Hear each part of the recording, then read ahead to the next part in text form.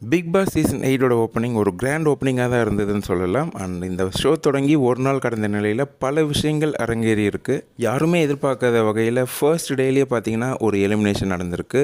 இந்த வீட்டில் 24 மணி நேரத்தில் இந்த வீட்டை விட்டு வெளியே போனவங்க சாச்சனா. கடந்த 7 சீசனில் பார்த்தீங்கன்னா இது வரைக்கும் இந்த மாதிரி ஃபர்ஸ்ட் டே எவிக்ஷன்ட்டு நடந்ததே இல்லை. ஸோ ஃபர்ஸ்ட் டைம் இந்த சீசன் 8 தான் இந்த மாதிரி ஒரு விஷயம் அரங்கேறி இருக்குன்னு சொல்லலாம். ஃபர்ஸ்ட் டேயில் ஒரு எலிமினேஷன் அவசியமா அப்படின்ற ஒரு மிகப்பெரிய கேள்வியும் மக்கள் மனசில் இருந்துகிட்ருக்கு. அண்ட் இதை பற்றின பல சர்ச்சைகள் சமூக வலைத்தளங்கள்லேயும் நீங்கள் பார்த்துருப்பீங்க. இது ஒரு புறம் இருக்க, கேர்ள்ஸ் டீம்லேயே பார்த்தீங்கன்னா டே 1லேயே பல மிஸ் அண்டர்ஸ்டாண்டிங்ஸை நம்மளால் பார்க்க முடியுது.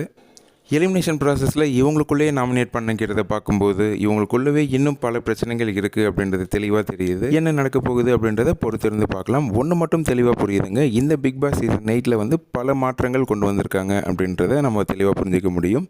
ஏன்னா ஃபர்ஸ்ட் டேலேயே ஒரு எலிமினேஷன் அண்ட் ஃபர்ஸ்ட் வீக் எப்பவுமே யூஸ்வலாக எலிமினேஷன் இருக்காது. பட் இன்றைக்கி பார்த்திங்கன்னா டே 1ல் நாமினேஷன் ப்ராசஸ் ஸ்டார்ட் ஆகிடுச்சு. ஸோ இன்னொரு எலிமினேஷனும் இந்த வீக் இருக்குது அப்படின்றத நம்மளால் புரிஞ்சிக்க முடியும்.